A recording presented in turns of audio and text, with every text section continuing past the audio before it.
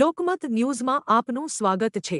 વડોદરામાં નાણાકીય વર્ષ 2026-27ના યુનિયન બજેટ વિષયક વિશ્લેષણાત્મક સેમિનારનું સફળ આયોજન કરવામાં આવ્યું હતું। આ seminar central Gujarat chamber of tax consultants અને the Maharaja Sayajirao university of બરોડાના department of accounting and financial management દ્વારા સંયુક્ત રીતે આયોજિત કરવામાં આવ્યો હતો। કાર્યક્રમની શરૂઆત દીપ પ્રગટાવીને કરવામાં આવી હતી। મુખ્ય વક્તા તરીકે પ્રખ્યાત આંતરરાષ્ટ્રીય ટેક્સ નિષ્ણાત શ્રી મુકેશભાઈ પટેલે યુનિયન બજેટના વિવિધ પાસાઓ અંગે વિસ્તૃત માર્ગદર્શન આપ્યું। આ ઉપરાંત સીએ જગદીશભાઈ ઠક્કર, પૂર્વ રેવન્યુ ઓફિસર શ્રી સંજયભાઈ સારસ્વત અને શ્રી દેવાશભાઈ શાહે ટેક્સેશન તથા નાણાકીય સુધારાઓ અંગે મહત્વપૂર્ણ માહિતી આપી। વિદ્યાર્થીઓ, ટેક્સ પ્રોફેશનલ્સ અને ઉદ્યોગ જગત માટે આ સેમિનાર અત્યંત ઉપયોગી સાબિત થયું। About how India is navigating global economic तो राज्य समाज की व्यवस्था करेगा।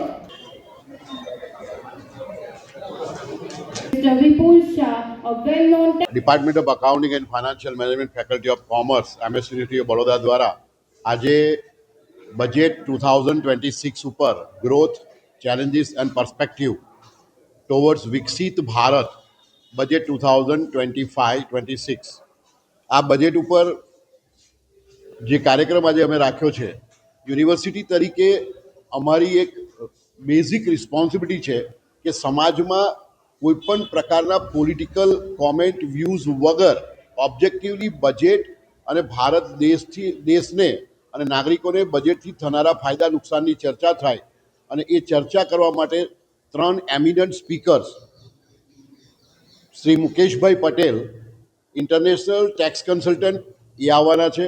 સાથે આપણા વડોદરાના જગદીશભાઈ ઠક્કર, એ ફાઇનાન્શિયલ કન્સલ્ટન્ટ અને સ્ટોક માર્કેટ એનાલિસ્ટ છે, અને સાથે સાથે શ્રી સંજય સારસ્વત, જે જીએસટી વિશે બોલશે। આ ત્રણ લોકો આજે આ કાર્યક્રમમાં પોતાના વિચારો વ્યક્ત કરશે અને વિદ્યાર્થીઓને અને વડોદરાના સમાજને આ બજેટથી ભારતને શું થશે, ફાયદો નુકસાન, એના વિશે ચર્ચા કરશે।